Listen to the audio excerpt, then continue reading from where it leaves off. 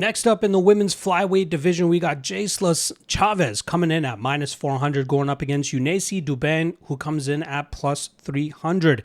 Now, Chaves was able to win her way into the UFC with an absolutely bloody battle with Sofia Montenegro on the Contender Series, a fight in which she won by split decision.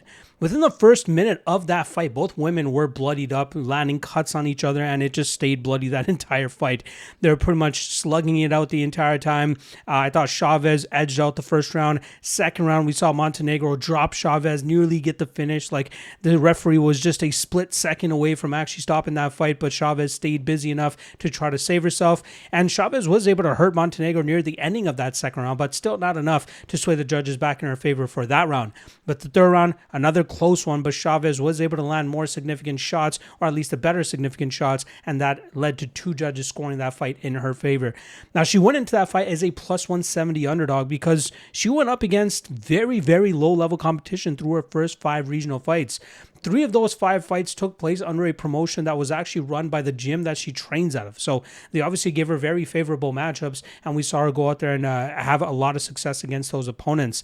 The combined record of her opponents at the time of fighting them was 0-8. She had not fought a fighter with a single victory on their record, hence why a lot of people were looking to fade her when she came into the Contender Series, but she showed that her skill level is up there and that she was able to give Montenegro a good enough fight to still pull out a victory. Now, Muay Thai-wise, she has some good skills. She throws in good combinations, good elbows, good knees, good kicks as well. Athletically speaking, she's very good in terms of utilizing her speed and some of her stinging power to touch up her opponents and cause them to break. And I just want to see her continue to accrue more experience against fighters that actually have wins on their record, right? She looks like she has some good potential. She looks like she can go out there and strike. And I am impressed with her ability to battle back from adversity. Right, that second round, she was like an inch away from getting finished there by Montenegro, but luckily she stayed in the fight. She continued to work out of bad spots, and then eventually was able to pull off that split decision win. Again, I still have my question marks about her, but I do like the technical aspects of her game. We just need to see her continue to fight legitimate opposition before we can finally put a ceiling on what she brings to the table. And in terms of a defensive grappling standpoint, I've seen some decent enough things from her thus far, but we haven't seen her face anybody that's really going to take advantage of her in that realm. And, it's still TBD in terms of what her takedown defense is really like. But from what I've seen thus far, it's not too shabby. Now, she's going up against Duben, who is coming off of a sub 2-minute knockout loss to Carly Judice in her UFC debut. Now, she is another fighter that got her way into the UFC through the Contender Series, but she was a massive underdog to Shannon Clark, who she was able to knock out in less than 2 minutes, I believe it was. Very solid knockout victory there. It was an overhand right, I think it was, that flatlined Shannon Clark completely. Now, there's a few fighters that Dana has signed off the Contender Series where you're like, I don't know if they're going to be successful in the UFC, right?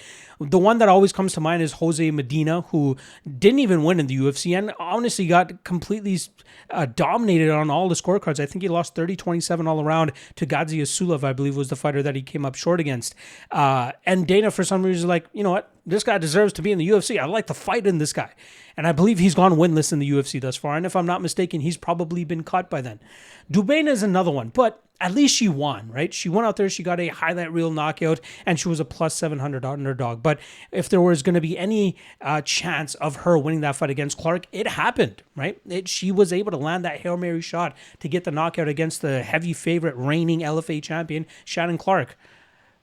But we saw in the Carlise Judice fight, she's not going to have what it takes to come into the UFC and actually have success.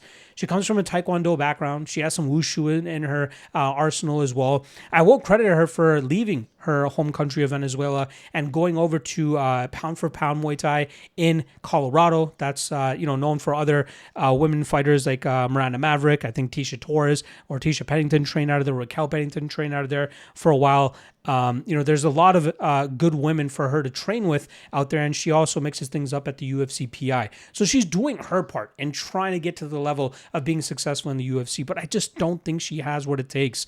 She will have that power, as we obviously saw, that she was able to uncork on Shannon Clark, but I really think that's going to be her only way of winning fights. She has that Taekwondo type movement, but again, very poor striking defense, very poor grappling defense, and I think that's where we're often going to see her taken advantage of against UFC level competition.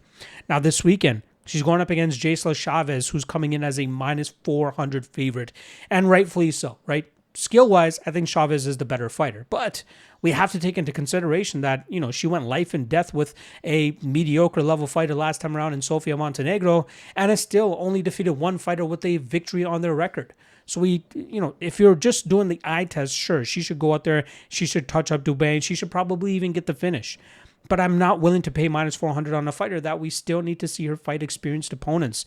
Duben, again, she has that power that could definitely change the tide of a fight, and we have seen Chaves get rocked in the past. But I think Chaves is the better overall mixed martial artist. I think she'll be able to find her openings to get the finish here, whether it's by a knockout or by taking this fight to the ground and really overwhelming Duben there. The spot that I like here is the under 2.5, which is currently sitting around minus 120. I think both women are capable of getting the finish here, but I'm going to think it's going to be the Chaves side of things. But I'd probably think twice in terms of paying that level of chalk on her, because again, she is still relatively inexperienced compared to the rest of the UFC roster, and she is facing a relatively inexperienced fighter herself, but still. Minus 400 in a fight like this? No thanks. I'd rather take violence and hope one of these women ends up making a mistake, which they will make plenty of, and the other one can actually take full advantage of it. But again, my official prediction will be Chaves, and Chaves inside the distance.